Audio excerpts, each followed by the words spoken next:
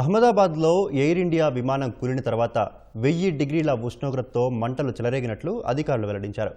వెంటనే ఘటనా స్థలానికి చేరుకున్న అధిక ఉష్ణోగ్రత సహాయక చర్యలకు తీవ్ర ఆటంకం కలిగించిందని చెప్పారు. ఆ ప్రదేశంలో పలు పక్షులు, సునకాలు కాలి బూడిదయ్యాయని, ఎటు చూసినా శిథిలాలే కనిపించాయని వివరించారు. ఆ శిథిలాల కింద తీవ్రంగా కాలిపోయిన ప్రయాణికులను గుర్తించడం పెను సవాల్గా మారిందని చెప్పారు. గతంలో ఎన్నో సహాయక చర్యలు చేపట్టామని, కానీ ఇలాంటి విపత్తును ముందెన్నడూ చూడలేదని ఎస్డీఆర్ఎఫ్ అధికారి ఒకరు ఆ భయానక దృశ్యాలను గుర్తు చేసుకున్నారు. అహ్మదాబాద్లో జరిగిన ఎయిర్ ఇండియా విమాన ప్రమాదానికి సంబంధించి మరిన్ని విషయాలు వెలుగులోకి వస్తున్నాయి.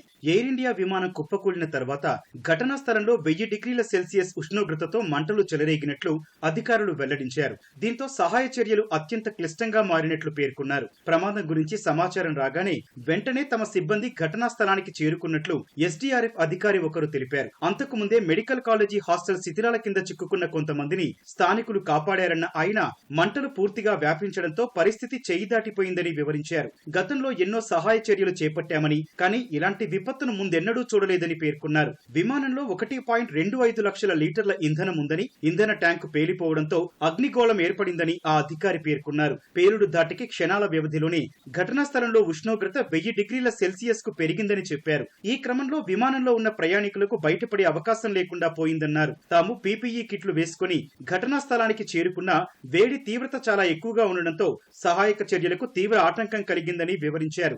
ఆ ప్రదేశంలో అధిక ఉష్ణోగ్రతకు పలు పక్షులు, సునకాలు కాలి బూడిదయ్యాయన్న ఆయన, ఆ సమయంలో ఎటు చూసినా శిథిలాలే కనిపించాయన్నారు. ఆ శిథిలాల కింద తీవ్రంగా కాలిపోయిన ప్రయాణికులను గుర్తించడం సవాల్గా మారిందని ఎస్డీఆర్ఎఫ్ అధికారి ఆ భయానక దృశ్యాలను గుర్తు చేసుకున్నారు.